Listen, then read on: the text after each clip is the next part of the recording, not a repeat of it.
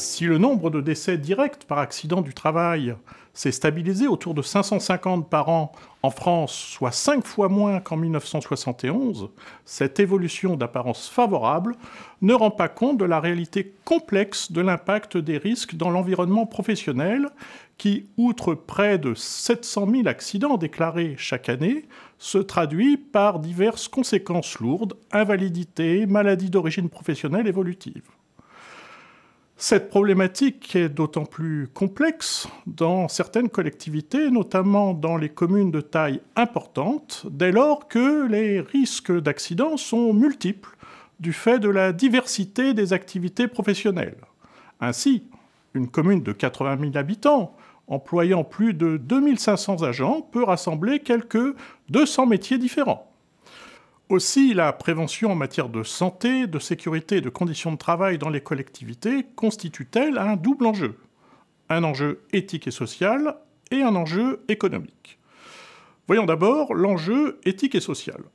Loin de la fatalité, voire de la punition divine qui prévalait dans les interprétations jusqu'au XXe siècle, le risque est devenu un objet étudié, calculé et anticipé, et de moins en moins accepté lorsqu'il survient.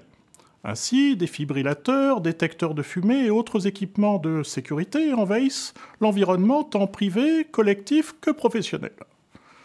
En outre, la judiciarisation est devenue quasi systématique lorsqu'une responsabilité peut être imputée.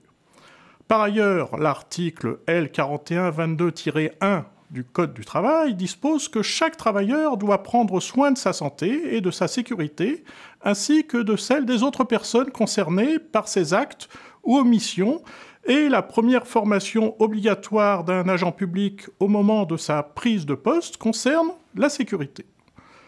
L'éthique sociétale actuelle n'accepte donc plus la matérialisation du risque par l'accident.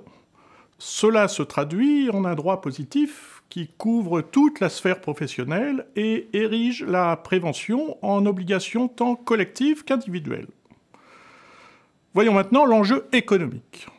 Les évolutions de la prévention ont permis une réduction de moitié en 50 ans des accidents, mais le montant des prises en charge directes n'a pas décru et de nouvelles problématiques sont apparues, notamment la hausse des coûts indirects comme les maladies professionnelles et l'absentéisme.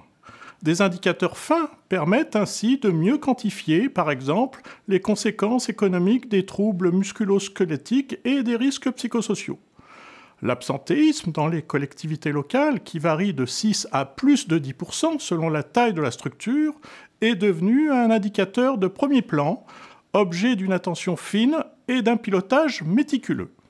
En outre, la prévention des risques tant physiques que psychiques est désormais comprise comme facteur d'efficience dans un contexte de masse salariale contrainte.